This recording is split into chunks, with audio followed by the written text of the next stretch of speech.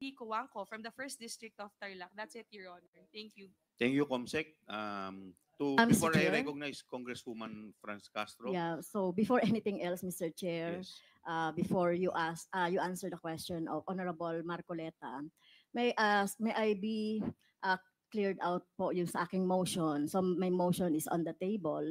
So may I know the decision of the chair? Tapos na po. Na-declare na So, nakapag-act na po ang chair. Okay, so wala na po tayong ano doon. Wala na po. Okay. There is no pending motion. Okay, thank you, Mr. Chair. Yes. To answer the question of the Honorable Marcoleta with respect to the totality of acts of Attorney Lopez, the chair already explained it clearly in my opening remarks.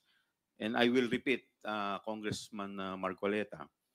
While Attorney Lopez presented herself as respectful or courteous, nakita po ng committee na ang kanyang mga sagot at mga pagkilos mula sa mag-umpisa ng inquiry nito ay evasive, uncooperative, and untruthful.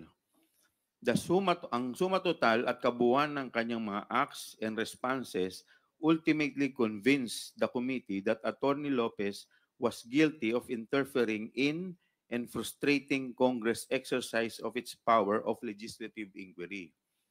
Halimbawa, isolated incident lang daw ang kanyang pagtanggal kay Yusek Gloria Mercado sa DepEd, subalit napaamin rin siya kalaunan na may mga iba pa siyang mga tinatanggal na opisyal sa DepEd kahit na hindi siya opisyal nito. Paulit-ulit din pong sinabi ni Attorney Lopez na wala siyang alam sa utilization ng Confi Fund ng OBP. Paulit-ulit ito nasagot, subalit may mga dokumento at ebidensya kagaya na lamang ng mga sulat sa COA at testimonya mismo ng iba pa nitong resource persons na nagtuturo kay Attorney Lopez bilang involved hindi lang sa pag-request ng Confi Fund kundi pati na rin sa utilization at liquidation nito. Inamin ni Attorney Lopez na sila ng kanyang assistant COS na si Lemuel Ortoño ang nakalagda sa sulat sa COA patungo sa liquidation ng confidential funds. Inamin niya rin na nag-issue siya ng isa pang sulat na tinatangkang pigilan ng ang COA sa pag-comply sa isang subpoena mula sa kongresong ito.